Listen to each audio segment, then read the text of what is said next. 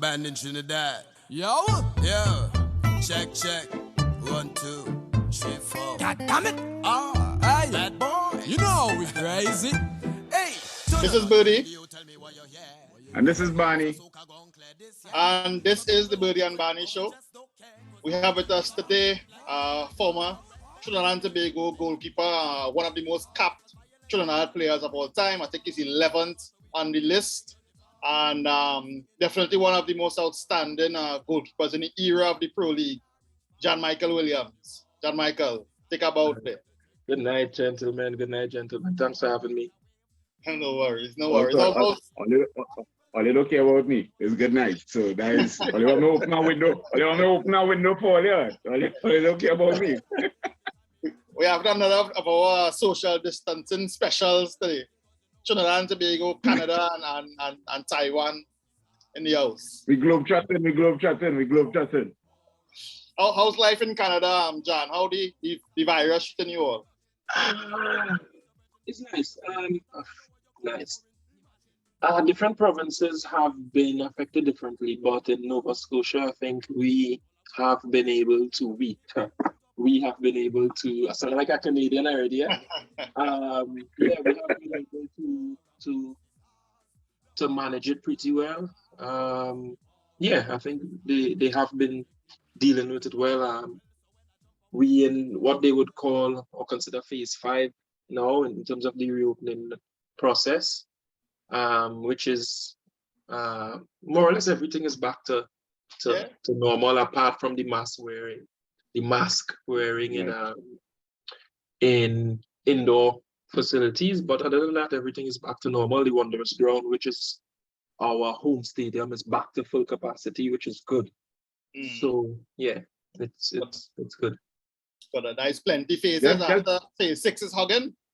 I don't think the hugging ever stopped. It's just you have to do it in private, you know. But asking a question based on that, John. So you in public, general public, you don't have to wear masks right now, or you still have to wear masks in general public day-to-day life? In outdoor spaces, you're not required to wear a mask, but it's optional. You can wear it if you want, you know. But yeah, everything is more or less back to normal. Sometimes in Halifax, I tend to forget that there's a pandemic going on globally, you know, and not even in Halifax, but in certain provinces as well. Because we've been to Ottawa a couple of weeks ago, which is the same. Everybody's out in the streets like normal. Toronto is opening back up, so we're here now, which is, you know, more or less the same, you know. So it kind of, the Canadians have been able to deal with it really well. I mean, everybody have two minds about this, but I think vaccination does help. I honestly think so. And you've seen the results in Canada. So, well, knock on wood, you know, because we were bragging. We were bragging a couple of times, and after that, boom, we in lockdown, you know. So yeah. I hope you didn't take a bad mix though, John. Otherwise, it's home football quarantine when they come back. I didn't take a bad mix. We were fortunate enough to have a choice between the Moderna and the Pfizer. So I two mRNA. After some research, I mean, you could only research what the information they put out there for you to see it. But I chose the Pfizer, and no side effects, nothing. Everything has been normal so far. I haven't had the luxury or the discomfort, you choose the word, of having my testicles swell, but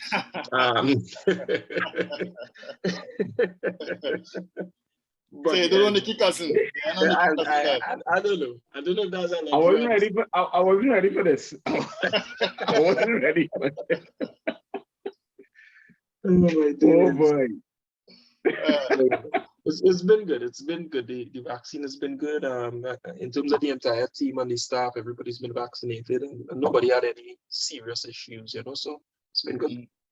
And how you adjust into life as a coach? I mean, I knew coaching was in here. That was, anybody you talk to would know that. You like to talk about football and all kind of thing in football. So well then it's not an adjustment for me. It was never an adjustment for me. I think I was coaching when I was 13 or 14 years coming up. I was always, and I am still, a student of the game, always trying to learn And just, I was one of them people who, I think it was easier for me to connect with other individuals to pass information on. I think the biggest issue I have seen with some of the coaches, the Trinidad coaches in the past, they're so knowledgeable, they have so much information, but the breakdown for them came when they were trying to pass the information on, you know? Whether it be they were too forceful, they were too demanding, they spoke down to players, regardless of what it was. I think the breakdown would have always been how the information was passed on, you know, and as much as you have the information, you have to know how to pass information on, when to pass information on, the timing, the delivery, how firm, how soft, things like that.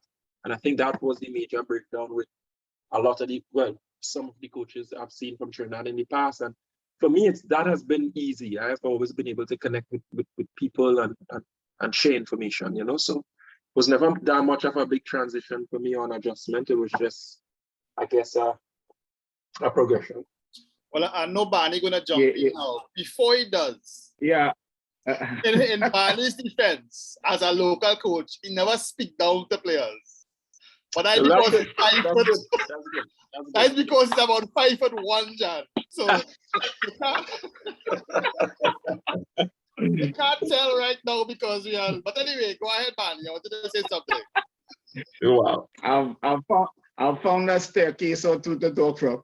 Wow. Yeah, Jan, I just from hearing it, I think you're going to have a very good coaching career because you nail it on the head there. The communication is the toughest part of coaching.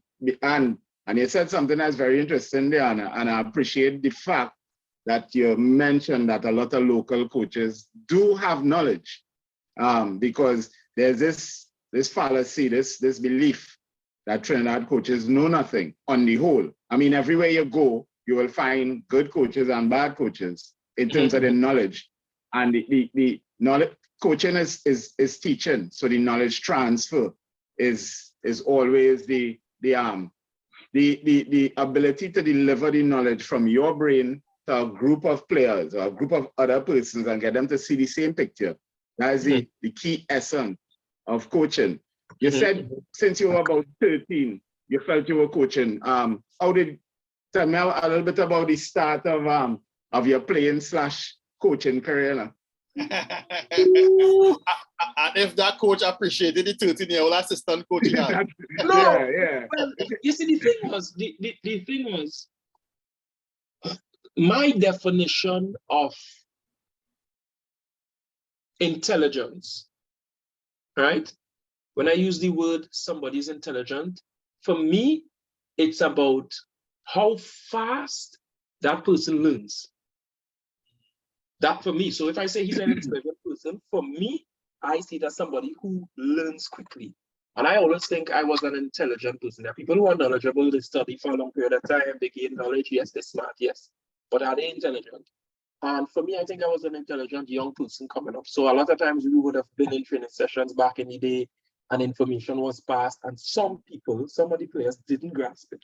But because of my ability to grasp things and to learn things that quickly, when they came back saying, what was this? What was that? What did you do? What did he say? I was able to translate that onto them for them to be able to understand it as simply and as quickly as possible. So I was already, and when I use the word coaching, for me, it's just a transfer of information because that's essentially what coaching is. That's what it is. I was just transferring the information that I learned from the coaches onto some of the younger ones or the people in my age group who wasn't able to pick up what they were trying to say or what they were trying to explain. So when I use the term coaching, that is what I meant. I don't mean shouting from the sidelines like Cristiano Ronaldo the other day against young boys. Not that one. Not that one. No, you know? but that's good. That is what it is. That transfer of knowledge, that passing on of information is the same thing as a teacher in a classroom. You're just out on a field, and it's the same thing. People, they are different modes of learning for different persons. Some people you could tell them something and they will pick it up. Some people you show them and they pick it up, and some people have to do it to pick it up. And it is how you deliver that. It's how you deliver that and how you mix and match that. So not to get caught up in Lasana and then political world too, but the whole idea of online teaching and in-person teaching, the same person doing them things, there's a lot. A picture trying to do that with coaching. Well, let me not go there. Never leave that there. That's a lot. But Jan, my next question as it relates to coaching, because I know Lasana want to get into Bacchanal probably. So my next question, I deal with the football. My next question as it relates to coaching and you, do you see yourself remaining, I take it that you're a goalkeeper coach right now, or do you see yourself progressing into being a coach, a football coach who speaks about the entire tactics of the team, or you see yourself sticking to the goalkeeping profession alone in terms of the coaching? That's a good question. I actually had this conversation with the missus the other night, and she was pissed off. She was upset. Because I was telling her, I was like, no, one thing I learned, and again, learning. One of my greatest teachers, Lasana, may not understand or accept what I'm going to say. But one of my greatest teachers, one of the greatest coaches I had was Stuart Charles February from W Connection. And he used to always say, if football is your career, not your sport, not your profession, your career, because I had a career in football, you should be able to talk football with anybody on the planet at any given time. So if Jose Mourinho or Pep Guardiola, for example, comes now and he says he doesn't want 16 zone set up on his team, he wants to be 20, I have to know exactly what he's speaking about. Now, if you don't know what he's speaking about and he's speaking about, and you're spending your life and your career in football, you're wasting time. Because you can't tell me you're working in a bank for 20 years and I can't do a letterhead. That's unacceptable. You know what I mean? So first and foremost, I was telling the missus, I was like, I want to be able to gain so much knowledge in football that I could speak football with anybody. With Pep, with the new way of pressing the ball, the pressing is the number 10. I want to talk with Klopp. I want to talk with character. No. Let them rest up. Not them. But I want to be able to talk football with anybody on the planet. But I'm completely in love with goalkeeping, which is understandable because that is where I spent my career. And as much as I think, and anybody who has a kind of detailed knowledge and information about me know that I have the ability to coach at probably the highest level. Not now, but eventually. Is not something that I'm seriously interested in right now. What I want to do is develop myself in terms of goalkeeping and gain as much knowledge as I could and continue to progress. Because there are a lot of things in goalkeeping I'm seeing and I'm questioning right now because everything is evolving in terms of people and everybody involved with football trying to design situations to get the ball in the back of the net more. And for me, I'm thinking, if goalkeeping stays the same, then it will be easier for them because everybody's working towards trying to find ways to score goals, to make the games more exciting, scoring goals, that kind of thing.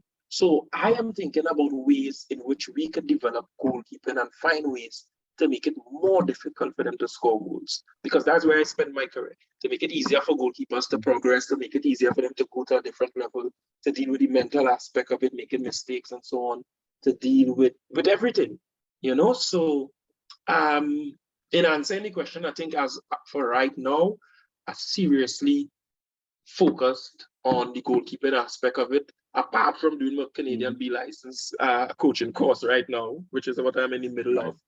But I just focus more on the goalkeeping aspect of it for now. Not saying that I'm not interested in coaching in the future, because as I say, I'm doing my licenses right now, but goalkeeping is what I heavy on right now. Yeah, you have any theories? Well, I was gonna goalkeeping coach theories there? I just want to say this, Lasana, before you go off into that question. I was going to advise you that whilst you're focused on your goalkeeping now, prep yourself by getting your licenses. But as you say, you're doing your B now, you're already on the way to doing that. So have it there so that when you decide you want to transition, you don't have to go and spend time now going to get them license. You have it already, and it's just a matter of shifting your focus, widening your angle, so to speak. So well done. You know, when I got my goalkeeping licenses, when I got the CONCACAF level goalkeeper coaching certificate and whatnot, I did that while I was playing. So I always prepare myself for opportunities if they do come. I don't want something to come and then I'm like, I need to get this. Oh, I need to get that. No, that's not how I operate. You know, so I take the advice, but yes, definitely. Good. All right. I was asking if you had any theories already in terms of the future goalkeeping to share. Lasana for free right now? Wow, nah. No. If you had only answered that, John, if you had answered that, that would have negated the first part of the conversation we had off here. That would have negated that. But I admire already. Not yet, Lasana. Not yet. Right. I have some things that I think about constantly. But yeah, too soon, Lasana. But tell me how you get started. Now, I think you kind of came to prominence with the St. Anthony's College team, right? Tell me about what brought you to that level and your development under Nigel Grosvenor. Groves now, boy. Wait, we have to go back a little bit. Let me go from the top. So, Flamingo FC, that's a team that was coached by John Lavo in the Couva area. We used to participate in several competitions across from Republic Bank. What was the name of that Republic Bank competition? National Youth League, Republic Bank Youth League, or National Youth League, right? There was a name. Republic Cup. Cup. Okay.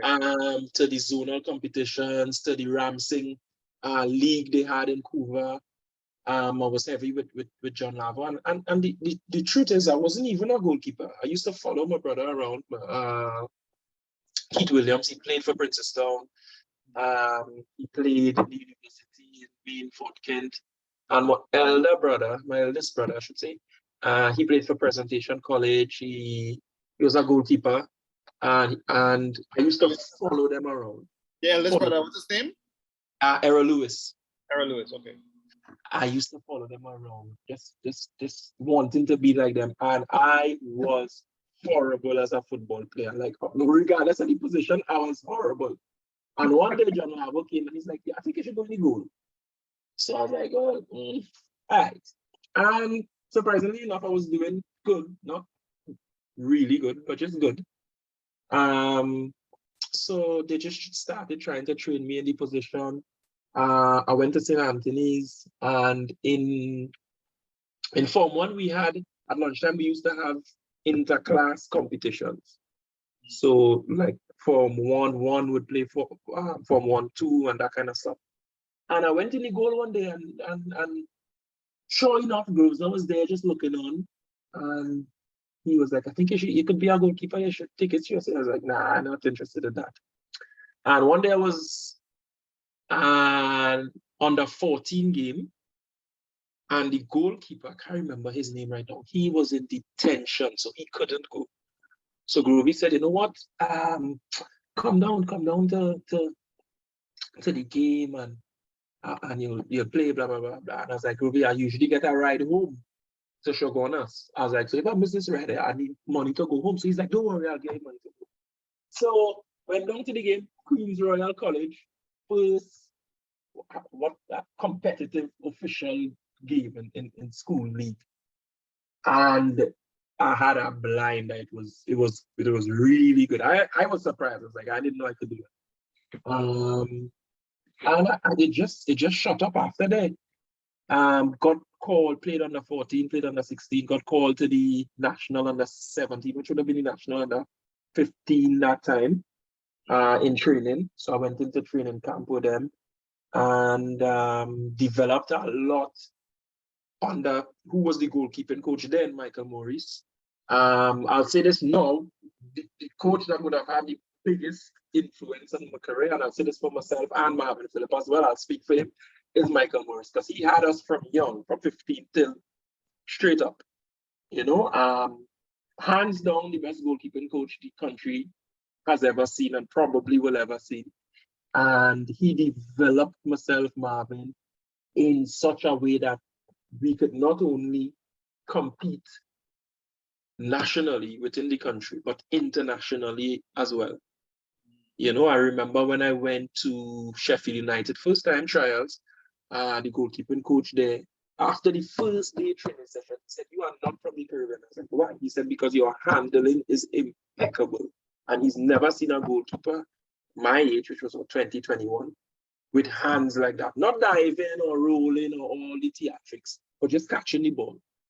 You know, and I learned that from Michael Morris because he was heavy on one-touch goalkeeping, he would call it, which was catching the ball cleanly, you know? So yeah. So we started St. Anthony's, then got on to the youth team, the national under 17 team.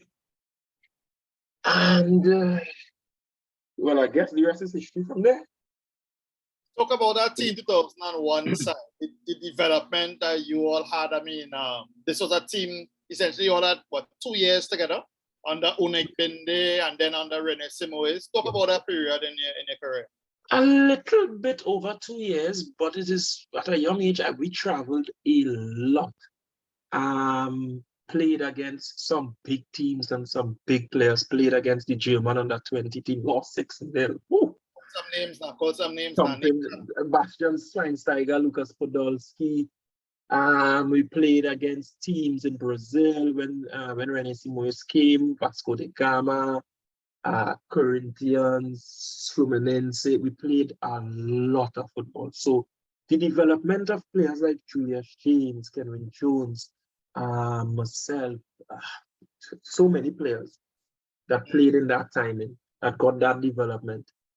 When you ask about the periods of in Trinidad's footballing history where players got a significant amount of development in terms of players that broke into the national team for a long period of time, for me in my era, I saw 3, which was the team that went to the Gold Cup in 2000, the Gold Cup semi-final or final, when they lost against Canada. Yeah, that would have been, 2000. It's the semi-final, but effectively the final, because the other teams were invited teams or something like that. Right, exactly. Yeah. So that team from 2000, which would have had the youth team with the likes of Angus and Stern and so on, all those players came up in that time and in that era. Then there was the team 2001, which was myself. And then there was the team with Sean De Silva, Marcus Joseph, that went to the under 17 and the under 20 World Cup. And look at the players that came up and stayed on the national team for an extended period of time. I think they came from those 3 batches. And it goes to show what proper planning and focus on development. Development is not a 6-month thing. It's not a 1-year thing. It's not a 2-year thing.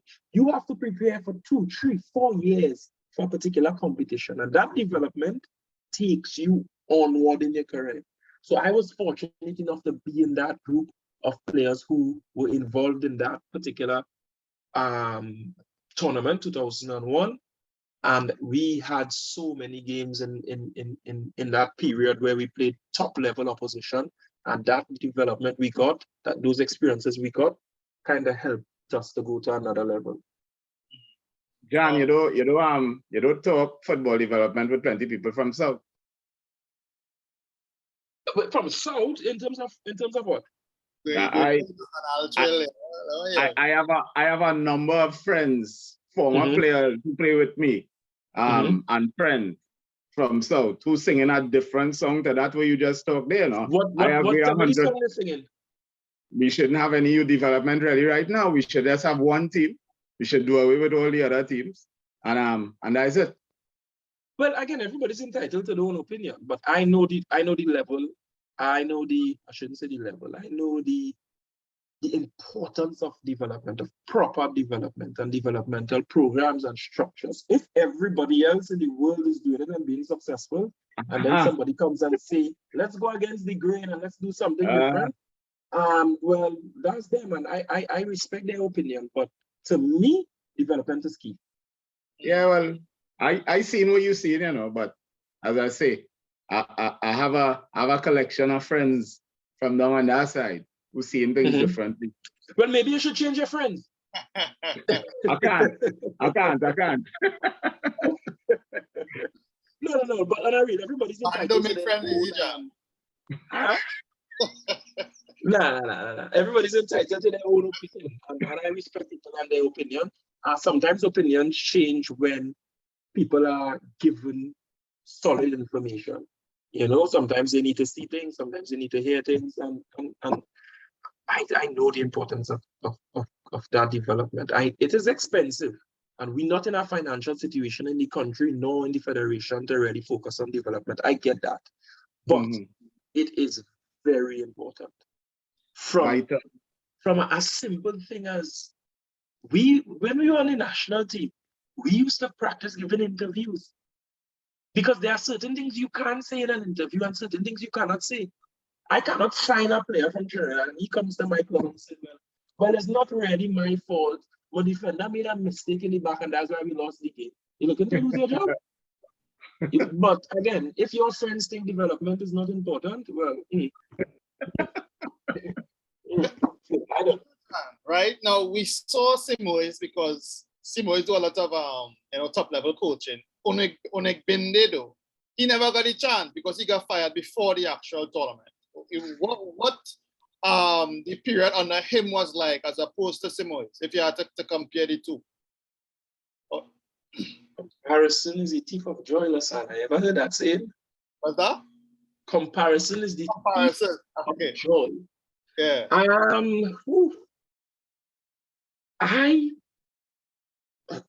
me be selfish for a moment.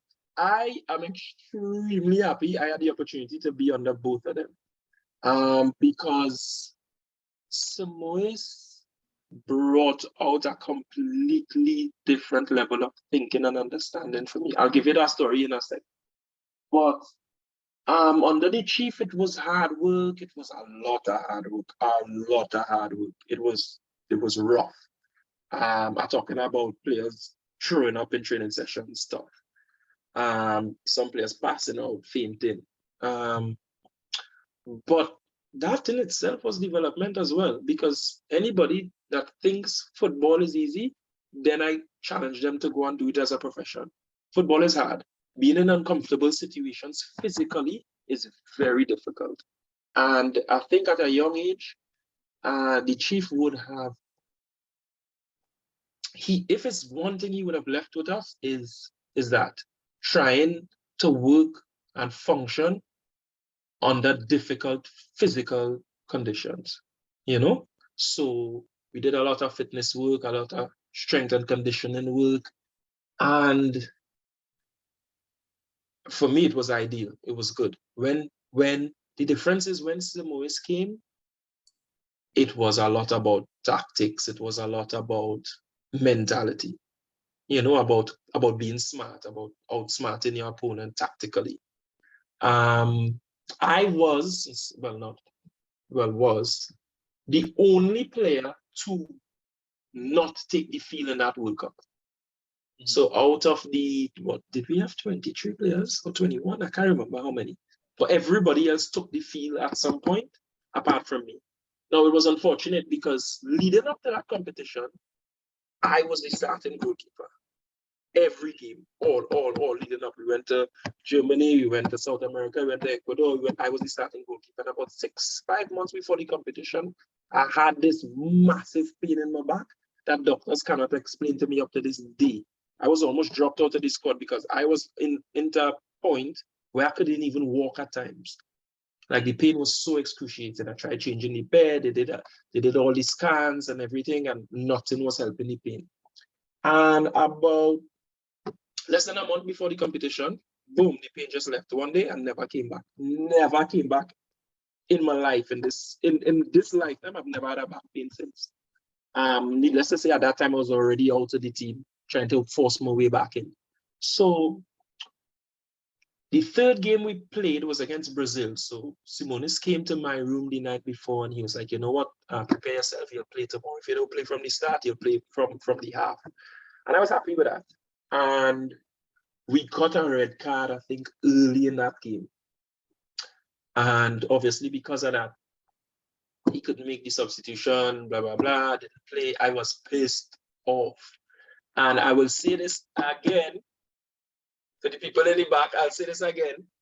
That was the only time for me that I think I disrespected or I did something disrespectful towards a coach or coaching staff, which was usually after every game, play or you didn't play, you had to take your weight. So before the game and after the game, you had to take your weight.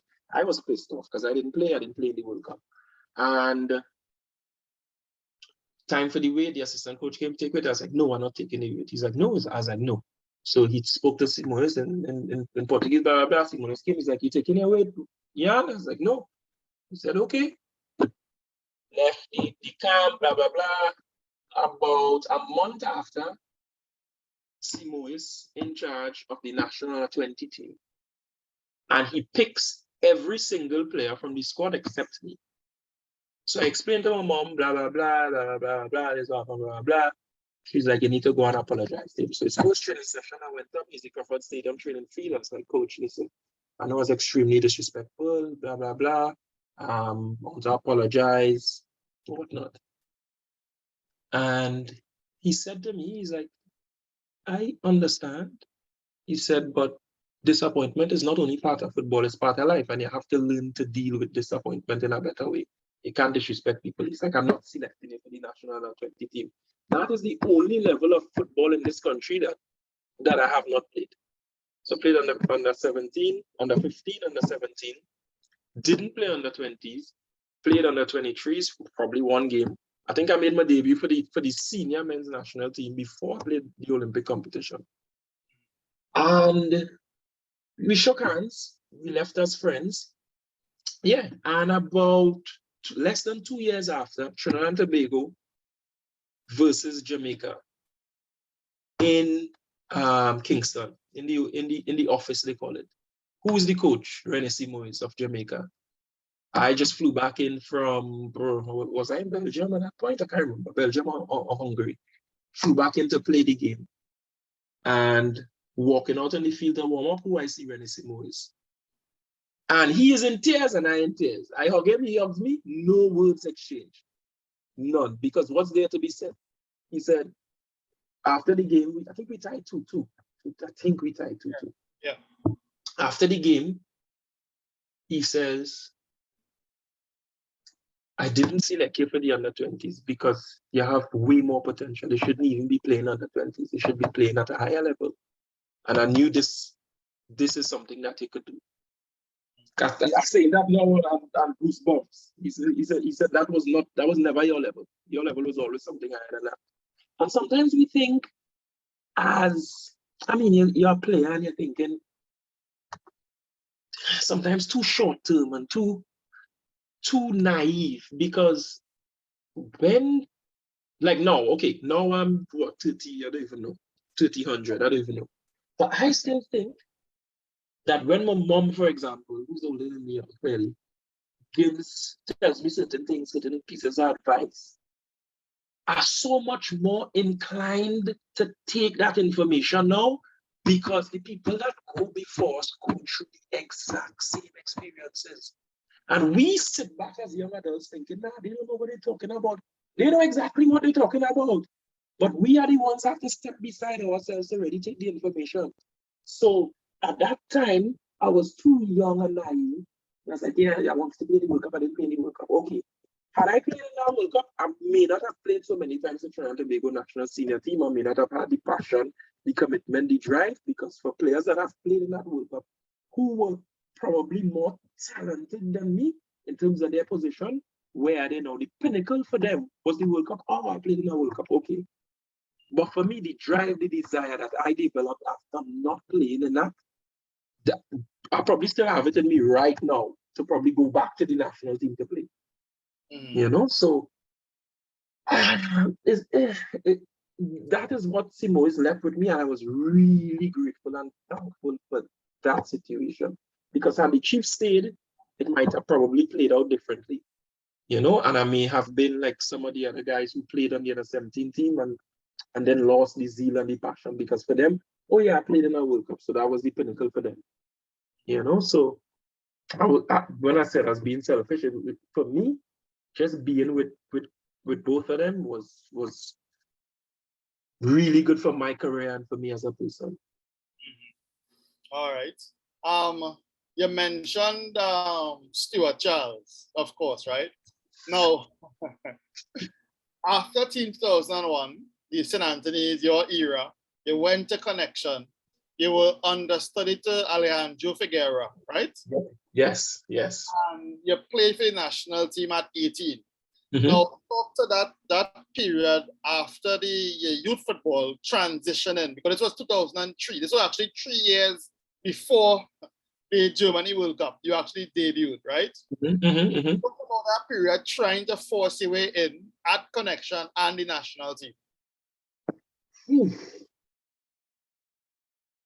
Well, anybody who knows me knows I am a fierce competitor. And Alejandro Figueroa was not only the best goalkeeper probably in the country at that time, but one of the best goalkeepers that played in the league. And I just came in every day and did two things.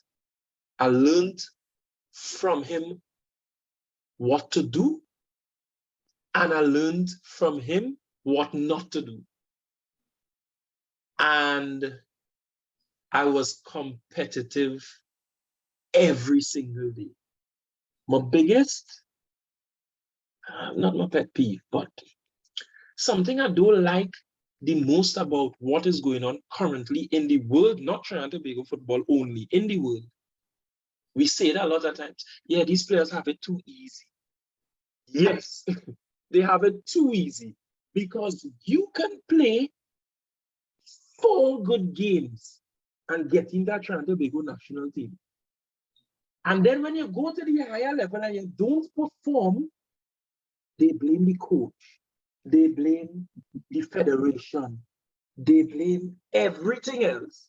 But that player is nowhere near ready to compete with seasoned professionals. So why, and I don't want to sound like people always say, you're fighting down the youth. You're not ready. All you get ready, yes, you have to get games, blah, blah, blah, blah, blah. But if you are not even the best consistently in whatever domestic competition there is, how are you getting into the national team? So some people, they play Ascension Cup, they play 8, 10 games, they play, out of those 10 games, they play 6 good, 7 good, national team call up. That's too easy. That's too easy. I used to have to show up every day in training sessions and compete. Jefferson Golat, Jose Luis Ciabra, Atiba Charles, Renald Carrington, Ulja, Alan Lorica, every single day for weeks, for months, to get an opportunity to sit on the bench with Connection. You understand what I say right now? To sit on the bench with W Connection, with those high-level professionals. I used to have to show up in training session. Not, when I say show up, I don't mean show up to the training session. I mean go to the training session and perform every single day with these professionals. And in a sense, it was, well, not in a sense, it was preparing me for the national team. And when I got to the national team at age 18, I wasn't out of place. I actually remember my first training session. We went on a trip to, where did we go, boy? We went to South Africa. We went to the first training camp. Was it in Kenya? We were in Kenya. Small-sided game. No, show up in the airport. Brent Sancho. I call him his name, Brent Sancho. Who's this little black boy? I remember. I was like, nothing. After the first small side, after the first training session, at the end of the first training session, Travis Mullerin comes. He's like, hey, this youth man, I want him on my side every training session. First training session. Anton Pierre, yes, boy, we claiming this youth man, boy, come with we.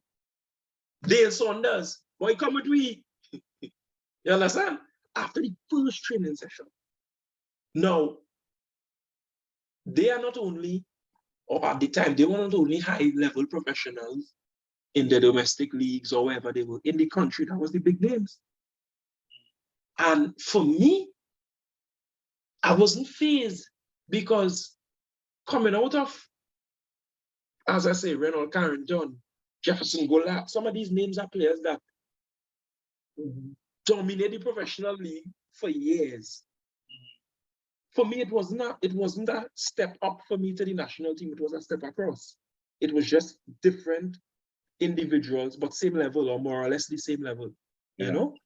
And sometimes for me it's difficult, boy, because when I look back on it, I feel like, I don't even feel I know God designed my life in a certain way where I could have almost gotten the best of both worlds. The older generation and then the younger ones coming up who were serious about football. Kerry Batiste, Nigel Daniel, Silvio Span. I was just in the middle of that, you know? So I had a lot of good people around me, a lot of good information, so it kind of molded me into where I am now. Now it's difficult for some of the youths, yes, because they do have high-level professionals. You don't have people, sorry to say, sorry, I'm not fighting anybody down. You don't have people who serious young footballers who extremely serious about making it in football. That's my opinion. I could be wrong. But I don't think there are enough of them. And then there are not enough serious senior professionals in the league. We don't have a domestic league right now. You know, so it's difficult. And yes, these youngsters want to break into the national team. And yes, if that is the avenue and the platform for them, they have to use it, yes. But for me, the way the structure, the organization is in the country right now, for you to be even close to doing something with yourself, Judah Garcia is a perfect example. Because he left, he went to India. And the friends of the friends of South, the friends from South are the ones who say, don't go in that stupid league, that British league. Where is Levi? Where is Judah Garcia now? Yeah. One of the biggest clubs in Europe. Because he's serious about football. When he was young, 15, he used to come around the training session when we were at Central FC. And I used to watch him juggling and always trying to get involved and always trying to be involved. And I used to tell myself, he is serious about football. Perfect example for the youngsters. So don't fight up to go, sorry to say, and I'm not fighting anybody down, please. Don't fight up to go, I'm going to call some names, but don't fight up to go some of these clubs in Trinidad because they're not going to go to the top level. Go out there where people fighting and scraping and scratching to get it. And you'll find it, you know. You'll find it. The other youngster was looking at the other day who I think has the potential because his mindset is different. He has my last name. Is his name Jesse Williams? Yeah. He was successful when he made his debut for Trinidad. Mm-hmm. Yeah, he debuted against St. Kitts. Why do you think he was successful? Well, I know he has a good work ethic. Clearly, he has a very, very positive attitude. You could tell because it's hard to, people wouldn't even notice that you're spinning out of position, really. You know? Exactly. Since his days with St. Anthony's, he always struck me as a guy who could possibly get there just because of his attitude on the field. I used to listen to him on the field, coaching against St. Anthony's, and how he carried himself was always different. That's the best way I could put it. Because his mentality is different. He was out there at some point, out there looking for it, not so? Was looking for it, yeah. Still looking for it. Yeah. So there's no secret. There's no secret. I'm sorry. And I was fortunate enough to kind of find some kind of stability in Trinidad when I came back when I came back from Belgium and Hungary with connection to a point and then with Central FC. But the league is no longer that. The league is not that again. When I was in the league with Central FC, we were competing with CONCACAF Champions League teams, Comunicaciones from Guatemala and the Galaxy, although we got a thumping from them. But that in itself was development, you know. But it's no longer there. We're not even winning Caribbean tournaments again. We're not even beating Caribbean teams, club teams again. So the reality of it is you have to go outside and look for it.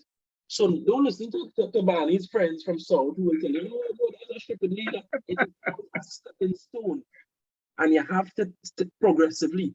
And that's where it is. And that's the reality of what it is. It's difficult, but you have to try to do it. Because to stay in Trinidad right now, 21, 22, 23, those years are the years you're really supposed to be learning and developing. You want to hit Europe 24, 25, 26, that's too late. Mm-hmm. So, I'm sorry if I ramble, boy. Sorry. Nah, yeah. Unlike Lasana rambling, your rambling has sense to it. So I can listen to your ramble. I can listen to your ramble, brother.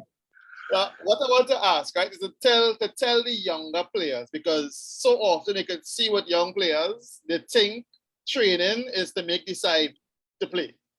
Mm-hmm. As opposed to some place where you're supposed to actually grow. To get better. Yeah, how you explain that to a young player in terms of how they're supposed to approach training?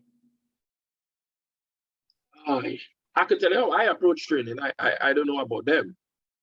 I would have approached training, and I tell my goalkeepers this year, even in this club, I am not training you to play in this league.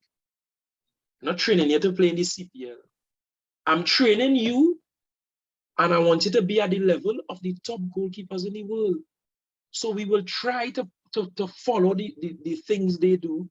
We will try to kind of revolve around certain principles and techniques, because I want you to be high level. So if, for example, we have a friendly tournament in Canada and some of the European teams come across, and let's just say a team from Everton decides to come across to Canada, pre-season friendly, they're supposed to look at our goalkeepers here and say, hey, you know, we can sign this guy, he's good enough. You know what I mean? And that is the level you're supposed to practice at. That should be your intention and your aim in practicing. I don't want to practice just to make this team know. I want to practice to go to a higher level. And in the process, you'll make the team, of course. So for me, that's how I used to train. I think Michael Morris was instrumental in that from a young age. You're not training to be better than Marvin, or you're not training to be the best goalkeeper in the country. No. You're training to be a top goalkeeper in the world. And I think that worked for me. I think a lot of times people and young players want to look to see what the other's doing, and they kind of limiting themselves. Because if this guy is not really pushing this much, but he's at this level, and you push just to get ahead of him, when if you really sat and you focused, you could have gotten to this level. You limiting yourself. You know what I mean? Yeah. And for me, that's just it. A lot of times players like to look to see what the person in their position doing, so that they could do a little bit more, run a little bit faster, do 2 more push-ups or 2 more sit-ups more than them, when they could be doing 20 more. You know? Yeah, that's exactly it, John. But I refer to it as you're training down to the level of your competition. So you're not pushing you're not trying to see how far your potential could take you. You just want to make the team. You come to practice to make the team. And as Asana was saying, because we've had this conversation many a times with Arima players and with other players, players need, so like how you're talking, they need elder players around them, or more mature people, or people who are willing to take in our information to show them how to train. You do not train to make the team. You train to get better. Another thing I think is relevant now, John, especially with the pandemic and football being on a lockdown for so long. And so now you have a lot of young players traveling, but not always in the best conditions, right? In terms of trials and so on. So let's start with you, because you have done your share of trials and so on away, right? What should parents and young players be looking for when somebody comes to them and say that have opportunity for you this part or that part? I'm not sure if Trinidad have recognized licensed intermediaries. I'm not sure, but everybody knows somebody who could get a player into a club. For me right now, that is not good enough. We as Trinidadians, even myself, who are in positions to help, have to help. We have to find situations where we can help Trinidad and Tobago players into, I don't want to use the word comfortable, but situations where we can trust that they can be taken care of. Because just to interject, John, right? You're hearing about players paying between $20 to $35 and $40,000 to go on a trials, and they show up there and it's just, the level is really, really poor. There's nothing, nobody's taking a serious look at them. But, you know, go ahead in terms of, you know, how you'd advise these players to make that step. Find people that you could trust. Now, this is what I'm going to say on the flip side. Myself, no, not Cyrus didn't have an agent. Myself, after the, so that I can't remember which Gold Cup was that, 2015, 2016, somewhere around there. When I left Central FC, our agent reached out to me. He offered myself a situation in Honduras. And I remember Cyrus was looking for a club as well. So I told him, I was like, listen, I have the center back. He has to come with me. It doesn't matter. He has to come with me. So we have to find a way. So we found a way. Myself and Cyrus signed in Honduras. We were treated, I would say, really well based on the club's financial situations. They gave us everything they promised to give us, and they did the best they could do financially, right? Now, here's the flip side to that. We stayed there for a year, less than a year. August to November, came home December, then January to April, right? April, May. We never had a washing machine. We had to wash clothes every single day by the sink in a bucket. I'm not bullshitting you, Lasana. And we were probably one, two, myself, him, the top 5 players in the club, paid players in the club, we were in the top 5. But the way the situation was, and it was set up financially, and the way the town was, and washing a washing machine at that time, that was a luxury. We didn't have that luxury, but we survived. Needless to say, we survived. Washing clothes every day, we did it for ourselves. Either I did it or Cyrus did it. And I mean, things we don't talk about, but is that ideal for a professional football player having to play on grass? You had no astroturf, having to play on grass, rain, mud. No, it's not ideal, but we had to do it. And we had what? 3 pairs of training kits. So it would mean that after every 2 sessions, they'd have to wash. Sometimes we had double sessions. That's the reality of what it was. And I guess that it's difficult. It's difficult for players to get to a certain level. But you have to go through certain things. You have to, first of all, have an understanding as to the environment and if the people are being genuine, if they're doing their best.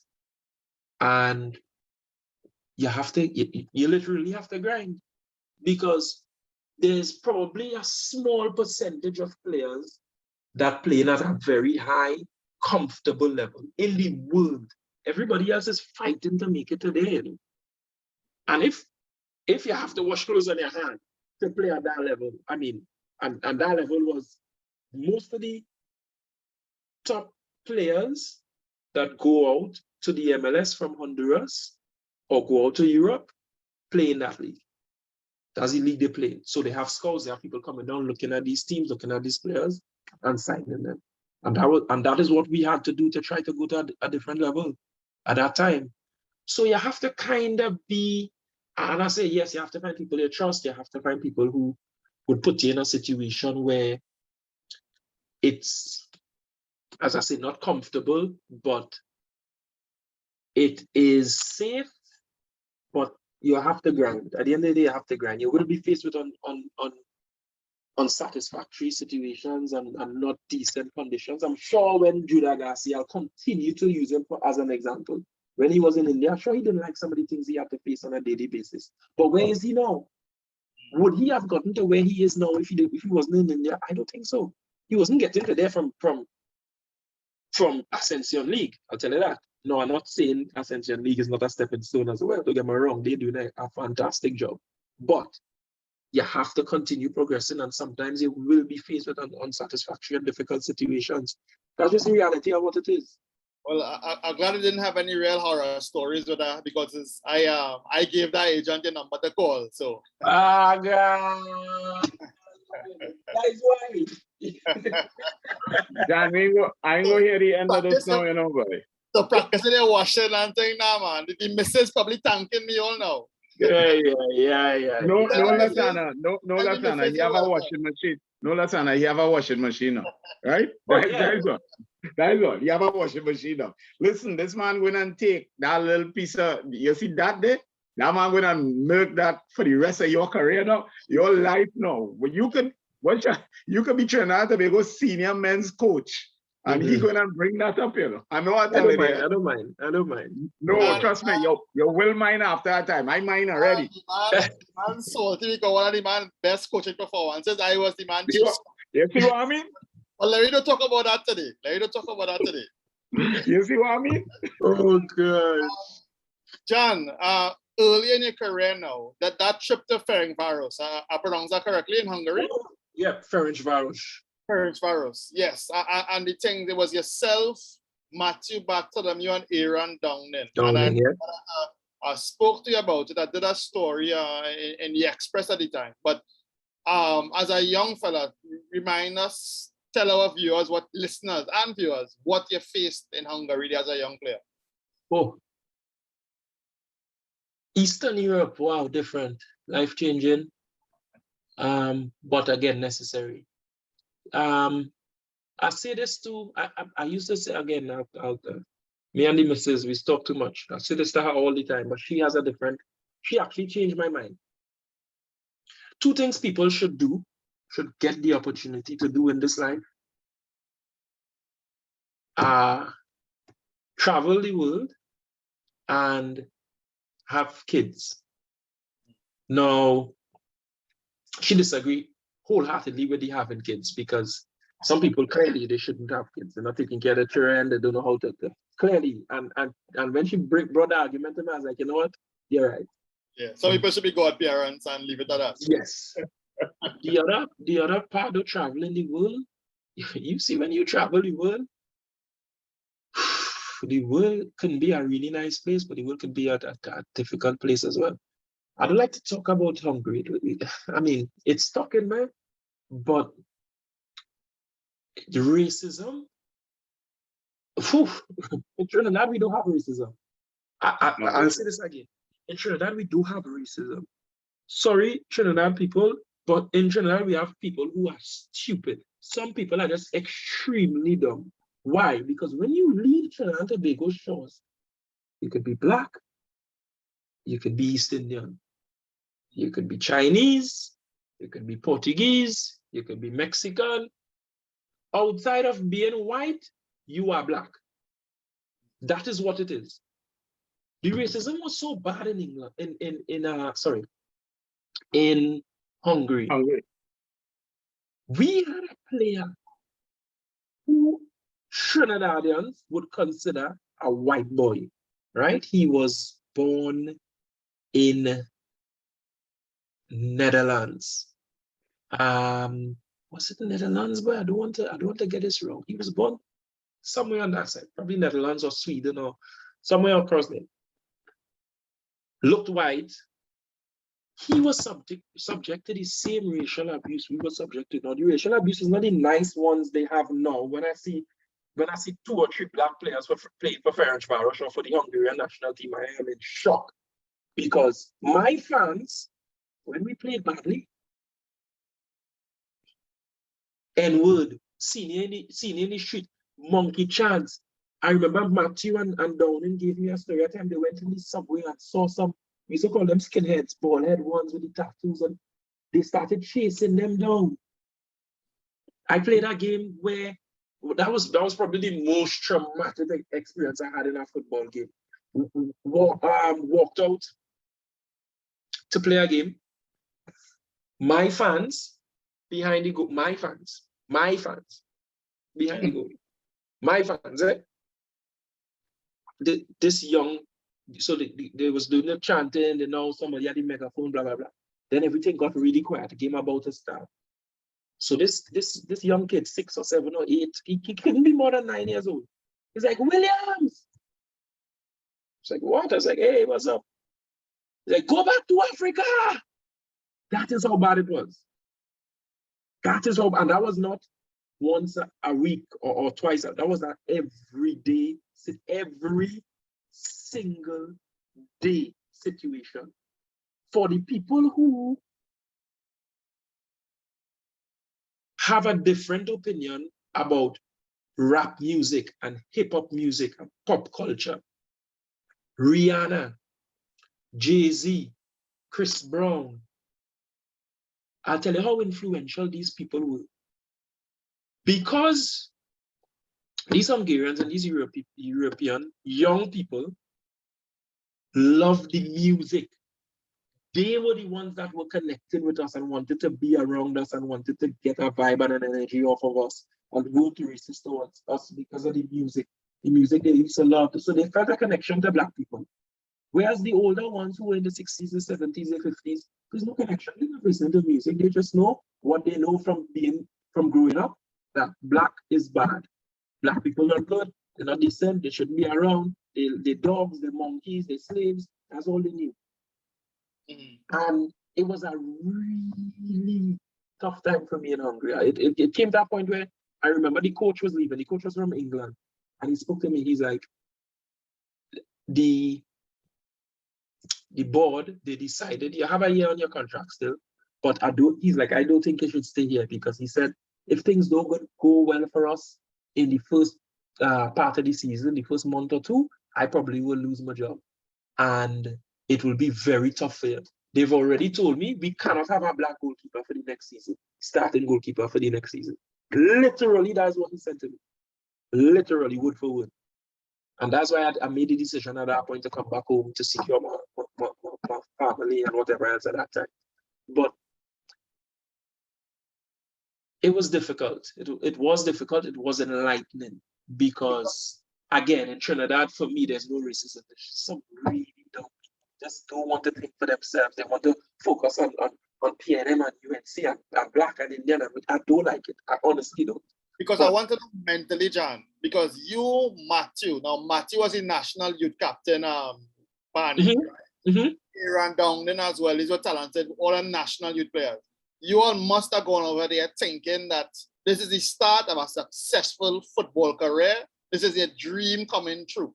And then face what you face there. So, like mentally, because Matthew and Aaron didn't progress. I think they came home earlier than you, did they? Yeah, and again, they were younger than me. I still had a little bit more time on the earth, I should say, than them. And I kind of was like in that situation, like the big brother, trying to help them through, but they had it rough, and I felt it for them. I think they lost the passion for football after that. I honestly think so, because it was tough. But again, I continue to say, I think God has shaped and designed my path in a specific way. And that was something I needed to face then. You know, it strengthened a part of me mentally that before that I didn't know existed. Because before that, I never faced that type of racism. I never faced that type of discrimination. I never faced. We played well. And they were like, yeah, hey, yes. We played badly. Ooh, you couldn't play badly. You couldn't train badly, because We were in a situation, Ferencváros, the biggest club in Hungary, where at that time we had probably between 500 to 1,000 people at training sessions every day. You know, so it was difficult. It was difficult, but yeah, again, a learning curve for me, and something that I'm extremely grateful for. For them, as I said, I think, and probably you'd have to speak for them. I don't want to speak on behalf of them, but I think that kind of cut the passion out, because as I said, they left earlier than me. They weren't playing. Both of them weren't playing at that time. And as soon as we won the league, with what, 5-6 games to spare, the head coach came and he's like, okay, I can't play anymore. We don't need to play anymore. So we and which I didn't even understand at that point. But looking back, you know, it is what it is. It was what it was. It was development for me, and I'm grateful for it regardless. I remember I went to a store and lady in front of me, she bought her goods. Then I went up to the front, put my goods down on the counter. The lady stood, she looked at me, she walked to the back. 2 minutes, 5 minutes, 7 minutes, 10 minutes, a guy comes out. I was like, what's the problem? I just want to get his stitch. He's like, nah, we don't sell your kind here. Wow. That's how it was. That's how it was. It was legit. And that wasn't a once a week thing. That was not twice a week. That was every single time you step out the house, you know you're facing something like that. You knew it. You know? How long? I stayed there for a year. I stayed there for a year. John, the club knew about this, the club did anything to try and help that situation? Like send somebody to do your shopping, or with you to do your shopping or something like that? This was about 10, 11 years ago. At that time, it was normal. It wasn't something that was like, yeah, they shouldn't do that. That was the norm. So they didn't take that problem themselves. Yeah, when we went to the club about it, they were like, oh, don't worry, that's how they are sometimes. That was the norm. So that's why I say, when I look at Ferencváros now, when I see 2 black players, when I look at the Hungarian national team and I see black players, I am in shock. When I see the situation with Hungary, with against England, was it the other day? That was the norm. So that is the norm. That is the norm. If you go to Hungary, that is the norm. Now, things are changing slowly, yes. But I'm telling you, I know people playing in Hungary right now. That is the norm. You know what I mean? And it's better to stay and take your little, racism and make your money at the end of the day, play for these clubs and try to move on to a bigger club in a different place than complain. And then they come together and they're like, okay, we don't need these players. They try to cause problems, you know? Yeah. But I have thick skin, so I should be, I was all right. And I think I survived, you know? Would you say that was the toughest part of your career? Apart from playing for Trinidad, what was that? what was that? apart from dealing with you. You'll get to that. You'll get to that. Matter of fact, now. Hey, bravo. I don't know if you realize that I was even surprised when I checked this. Trinidad and Tobago's first game after the 2006 World Cup, after we played Paraguay. Mm-hmm. John Michael started. I didn't even realize. Our first game after the World Cup, we played away to Japan. Yes. And we lost 2-0. 2-0. Yep. 2-0. John Michael was in goal. Talk about that period. I mean, that had to be exciting, right? You break into the team at that point in time. But of course, we're going right from there into the blacklist. But tell them about that period. Wait, which blacklist is that? I don't know about any blacklist. What? Before that, who were the keepers on that tour you were competing with, John? Before you on that tour to Japan? You know, I think it was Dorrance Williams. I can't remember, you know, because I think the top 3 was just in Shaka and Kelvin. I think they were all involved in the dispute. Yeah. Well, the dispute didn't actually happen yet. The problem didn't happen yet. I'm not sure. Maybe I think it wasn't the match window. I think it was outside the match window or something like that. Well, I don't know. That team were like Evans Wise was on the team. Uh-huh. Avery, Sid Gray was there. It was a mostly local team with Evans, Glasgow, and I think those are the only foreign players. Otherwise, it's a local team. And not a bad result, I guess, considering. Well, I mean, the guy who scored was a Brazilian. I think his name was Santos. Oh my God! Listen. So I can't remember what age I was. So 2006, 14 to 30, 20 something. All right. Yeah. So I've been saying this for years. Goalkeepers who listening might understand a little bit. You cannot. The teacher, the book teaches you. The teacher to put your tallest man in line with the post, right? That's what they teach you. So when you're building a wall for a free kick, put the tallest man in line with the post. That doesn't make sense. I'm disputing that since before this guy scored this goal, I'm disputing that. That does not make sense. Because first to begin, nobody hits a free kick flat. It has to curl, even if it's a mini curl, right? Not crazy, messy, not the way he curls it completely around the wall.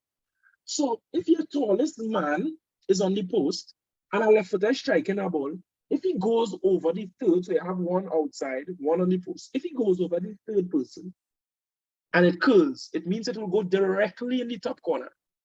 But if I take my tallest man and I put him here as the third person, if he goes over the tallest man, more than likely the ball goes outside. You understand? Yeah. Yeah. So I've been this since before then. And this, I see in this free kick in my mind. Sets up, drops the ball down. He's a free kick specialist. Atiba Charles, taller than me. And in my mind, I'm saying, put Atiba Charles as the third person instead of the second, who was arguably another big fella. I think it was Keno Thomas. Yeah. And this guy takes his time and bends this ball over Keno Thomas. Not even close to Atiba Charles, who's the man on the post, which I continue to say doesn't make sense. And in the top corner, like top corner. That time I was a little bit younger, so I could have dived, you know, and I had no chance of getting to that ball. And well, the rest is history. I think Charlene Undram, I don't know why I remember this. She sang the national anthem for that game. In Japan? Yeah. Okay. I remember that. And it was 30,000 people. I was not even phased because I was just so focused on, in my mind, I was like, okay, Shaka not here. Ince not here. Kelvin Jack not here. Now is my time. That's all I was saying. Now is my time. Now is my time. Now is my time. I don't want to hear anything else. And for me, it was a really good experience. The way Japan played, the way they press the ball, the way they drop off, the way they manage situations in front of the goal. I made a couple saves in the game, but for me, it was just about being comfortable at that level and developing myself in such a way that the selectors, regardless of who they were, would always want to pick me to play for Trinidad at that point. You know, so that Japan game was huge for me in terms of just getting the opportunity and trying to make sure I turn that opportunity into something consistent. Right. Now, Wim Ricebergen had 18 games as Trinidad coach. You started in 14 of those games. What? So undoubtedly, you were his number one. All right. What? Now, the very next game was against St. Vincent. Dwight York, the full team back. Well, I think Shaka already retired. Kelvin may have been injured or so. I don't know. But this is when it kicked off, because this is when the players read out the statement threatening the boycott. And after that, football wasn't the same for quite some period in time. You know, when you all went to the Gold Cup, you all didn't have the services of essentially any of the World Cup boys except for Silvio. What was it like for you? You're 21 years old. This is your exciting time breaking into the team and chaos all around you. It seems. You know, what was it like inside the camp then? The players was happy. Trent Noel, Aguilera, was Clyde Leon there, boy? Yes, Leon started in Japan. But was he in the Gold Cup? Was Clyde in the Gold Cup? I will look and tell you. I'm not sure if Denzel Theobald, Silvio, Keno Thomas, Darren Roberts, yeah, Gary Glasgow. Not sure if Tuse was there. Pacheco. Pacheco was there. Yeah. Nicholson Thomas I see on Power was there as well. First minute or second minute of the game, El Salvador. Touch, play back, play around, left footed strike, boom. I just dove behind it and got a fingertip, touched it around the post. That is the absolute best thing that can happen to you as a young, inexperienced goalkeeper in your first major tournament. Your first situation, you come out of it decent. I made a save. After that, everything else was straightforward for me. Everything else was straightforward. I think just getting over the first hurdle of making a save was key to me. You know, after that game, I will never forget. That time I don't even think I had a cell phone. 2007 was that World Cup 2007? Yeah. 2007, yeah. Sean Fuentes says, "Hey, stay in your room. Somebody wants to contact you." I was like, "Who?" It's like Shaka. But then in my mind, I'm thinking one of our best friends living opposite my house. His name is Shaka. So I was like, "Why Shaka calling me?" Go pick up the phone on the next end. Yeah, there's Shaka here. I say, "Yeah, boy, what going on? What you seen?" And he'll pause. He's like, "This is Shaka. He's not yet." I am frozen because up to this point, I've never met him. Yeah. I'm like, I was like, "Okay, what's up, big man? Everything good?" He's like, "Yeah, just calling partner. You know, he like his partner thing. I just calling partner. I looked at the game and I just want to tell you, he was really impressive tonight. I like that he stayed calm and we had a really good conversation. He gave me some tips. And that in itself right there is my national team career. Right there. That's it. Because the 5 or 10 minute conversation we had was so detailed and informative, just about goalkeeping and about carrying yourself and simple things. Coming from somebody who just destroyed the World Cup, well, for me at least. You know, Sweden had been amazing performance against England. I seen him in the FA Cup final. You don't talk about that one too much. But blew my mind. And for me, that right there was my entire national team career and how I see the national team. It is about passing on knowledge and information.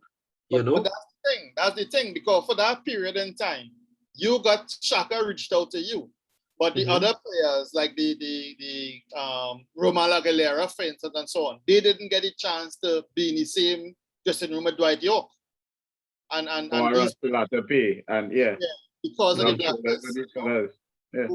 Was there impact on football, you think, in that way? Because you know, of not having. Oh, I see what you mean.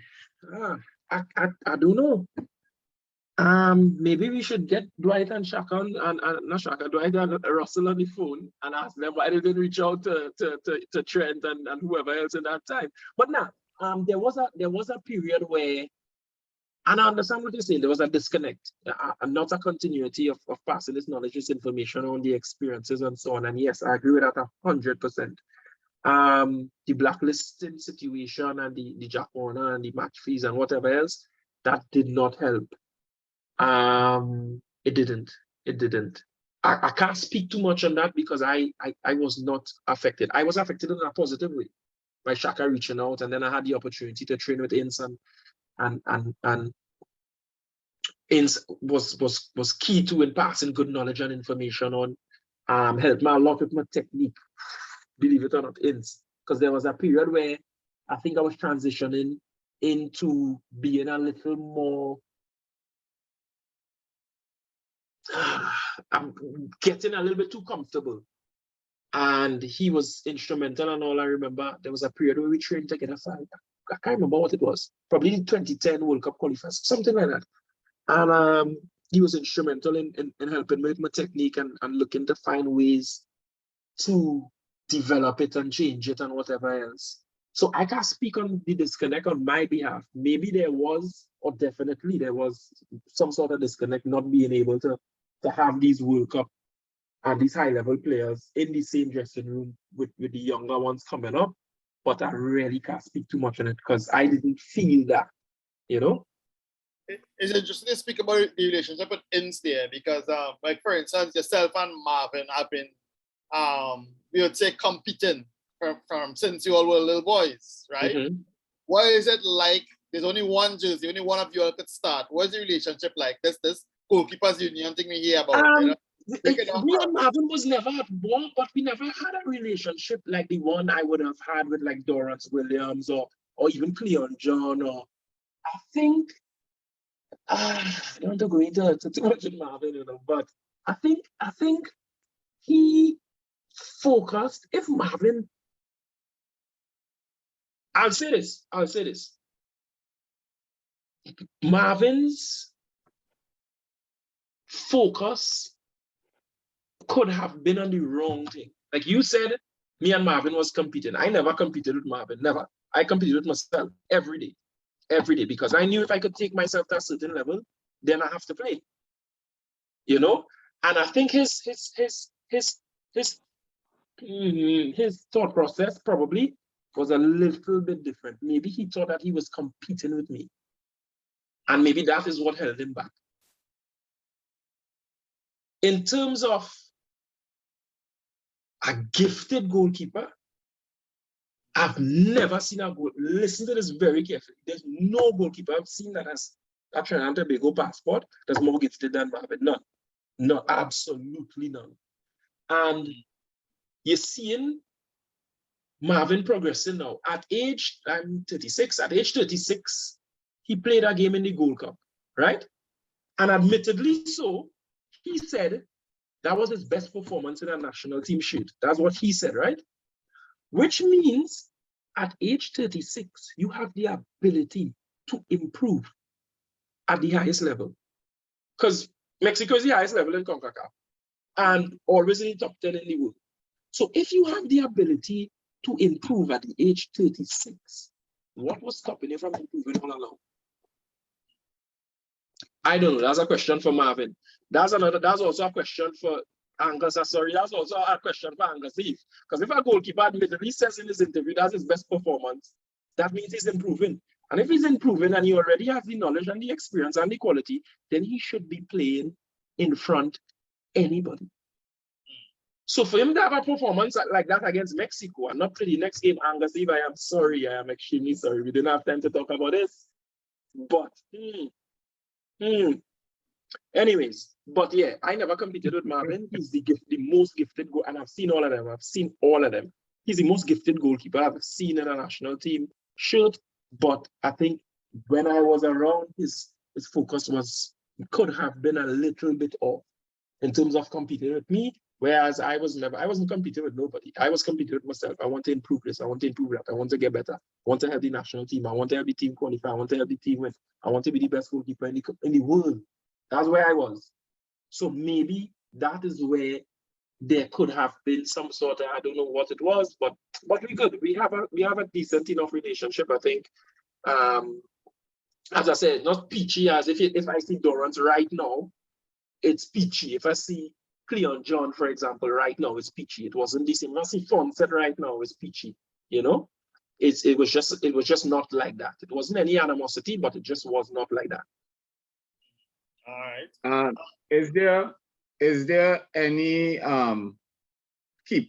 goalkeeper that you came up with at youth level that you looked at in your age bracket and then coming up that you say, wow, boy, this fella is good? I heard you talk about Marvin, but is there anybody that they say, wow, boy, this boy is good, but never went on? Dorrance Williams. Wow. Wow. Dorrance still is, if I'm not mistaken, the only goalkeeper to win Player of the Year in the secondary schools football league. Okay. Come listen, do your homework. Yeah. Dorrance Williams Mokora. Oh, Jesus Christ. I seen Dorrance make a save against Cuba in Cuba. I have never seen anybody make a save like that. Dorrance is taller than me, so 6'4", 6'5". a header inside the 18-yard box, low down to his left. Wow, Durrance was amazing. A lot of things I learned, especially standing up and staying big, Durrance would have probably learned from Kelvin Jack, and the goalkeeping coach was, get this right, from Tobago, Granville. Okay. And I learned just looking at Durrance in training, like he was exceptional at coming out, staying big, not going to ground too early. And that's something I picked up from him. But yeah, Durrance was amazing coming up. Okay. And Marvin's big game was Mexico. What game you look back at with the fondest recollection? What was your big game you'd say for Trinidad and Tobago? Ooh, I would be cheating if I said I had one. No. I had some nice ones. The ones that stand out then. You can give me as many as 3. We'll stop here at 3.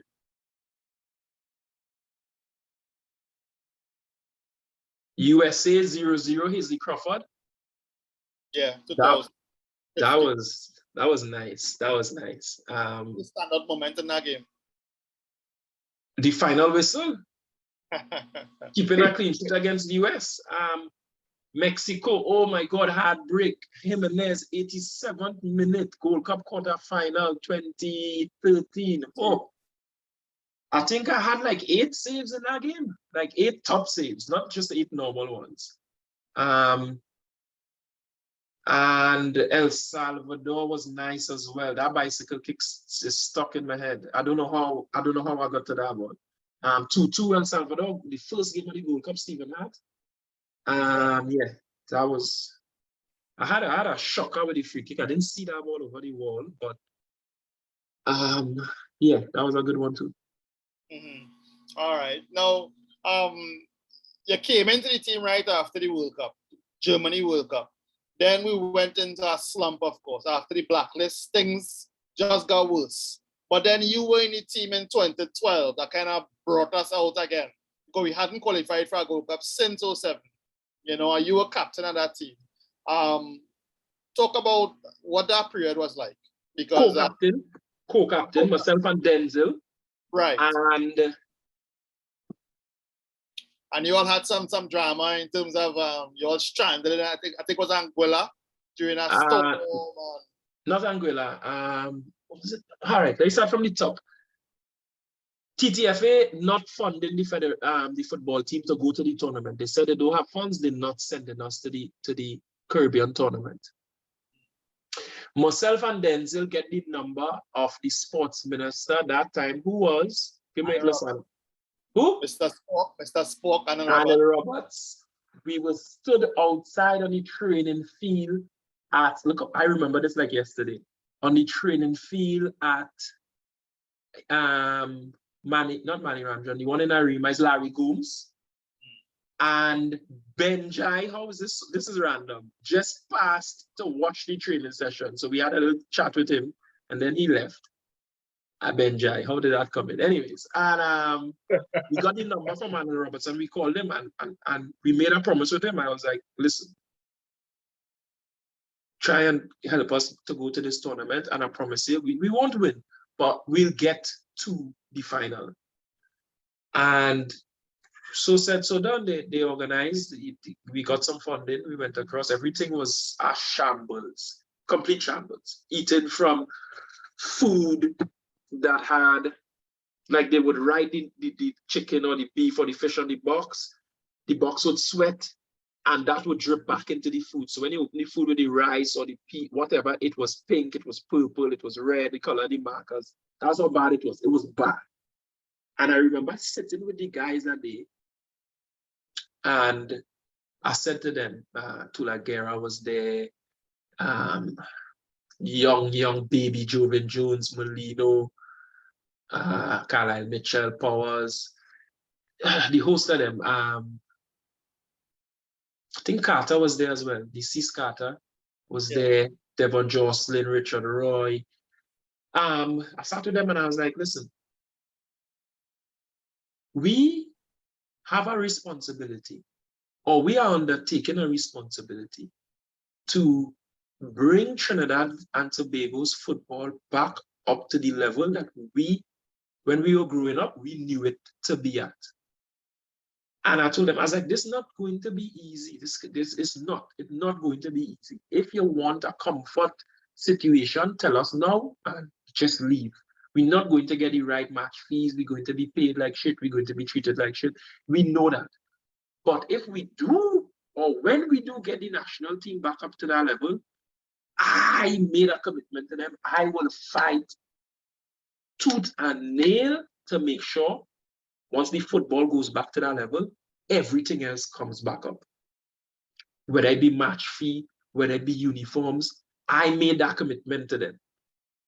And myself and Denzel, we made that commitment to them. And the first part of it was a complete shambles. It was. But we managed to get into the final 8 that played in that competition, which was in Antigua. And we managed to get into the final 4, which was qualification for the Gold Cup. Played Martinique, semi-final, won on penalties, and then played the final, lost. Oh my days. Anyways, lost 1-0, 118th minute. In extra time to Cuba. It was bittersweet because I played the final of the Caribbean tournament 3 times. I lost all 3 times. I played in the Caribbean tournament, 7 or 8 times? 7 times, 7 times. Anyways, and I remember when we qualified, like players, we was in tears. We were in tears. And that is why from that period, 2012, at least up until when I left, I did every single thing myself. Denzel, Kenwin, who later came on board, to ensure that we kind of pushed the envelope, to ensure we were treated a certain way. Because we knew what we went through from the early part of it. We knew when the match fee was $100 US, $50 US. We knew when that was. And we made the sacrifice because we took it up on ourselves. We got selected on the national team to help the national team get back to that level, which is what we, or at least I think, in my opinion, I think that is what we did at that point. You know, because after playing 2009 World Cup qualifiers and being knocked out against, was it Guyana? Yeah. That was 2014 campaign, yeah. 2000, I can't remember the dates, but yeah. In the first round, we knew we had to do something different. It couldn't continue along the same path, you know? And we struggled. We did struggle. There was times players were fighting back and forth against each other. I remember Cornell came into the team at some point and he was like, yeah, we need this match fee and this is shit. I was like, Cornell, no, that's not what it is. And we had a big disagreement. And Cornell was like, the national team usually getting paid this way. And I was like, Cornell, not in that time period, no. We're in a different zone. He's like, nah, you have to get them to do this and to do that. And there was a disagreement. And eventually he didn't fit into what we were trying to achieve at that time. He ended up coming back on in the later half. When everything was back to normal, or at least close to. But at that point, we understood the assignment and we had to first, in our minds, get the football back to our level. And as I say, I think we kind of achieved that. We went from being knocked out in first rounds of World Cup qualifying to Mexico literally asking us for friendly games. Hey, we want to play all that 4-4 in the Gold Cup. We didn't like that. Come, we pay everything. Come to Utah, we play all. You know what I mean? Yeah. So I think it was again, it was difficult, but that's what we thought we had to do at that time, and that's what we did. Okay. And I mean, I would say since then, we have qualified for every Gold Cup. Yes. Bar the Gold Cup centenario, which I will come to. I think Barney gonna say something. You're gonna say something about it? No. Yeah. I like how it progressed.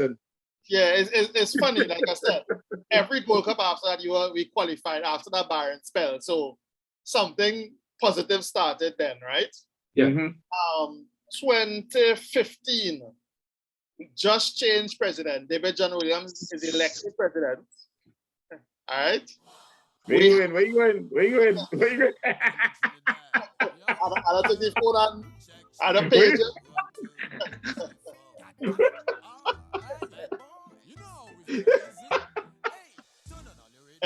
Hey. I'm a keeper, right? That interview was so interesting. Why stop here? What we've decided to do on the Burdie and Barney is we're going to split our chat with John Michael Williams into two parts. And spoiler alert, we do get him to speak about David John Williams and a split from the Big Connection and much more. Join us next week for part 2 of our chat with John Michael Williams. Yeah, a little close, Corey, don't you think? You don't have an Argentina jersey with that pan you have there. Easement this morning. What wrong with the Argentina jersey? What rights with it? But the last major competition on the South American continent, I know who win. Boy. I love when you start there. So the world starts in 2021. That way you're trying to tell me. No, but football, right? if you know the littlest thing about football, you're as good as your last game. So I mean, last time Argentina was competitive, they won at 20. I don't know. Well, John, we know you have a game. You know what time tomorrow, Lasana? Huh? You know what time game is tomorrow? Is night there by him, Lasana? Yes, 12:55, same time as Trinidad, I think. Yeah. But my game tomorrow is 1 p.m., Lasana? Yeah, exactly. So wait, here this now. Your game tomorrow is the time. It is here now, you know. It's 1 p.m. Sunday here now, you know. It's 12:50. It's 12:55 p.m. Sunday. Wow. You trying to play like tenants with my head right now. So I 5 minutes before your game time now. You have anything you want to tell your players? So, yes, the growth, John. Yes, the growth as well. Listen. I can't tell Barney, yes, the growth. Listen. The day you come up with a short, with a high joke that I in here, I will let you know. Right? I write some of them. I out here in Asia. I's a giant out here. You think I come here by chance? So this is Burdie. And this is Barney.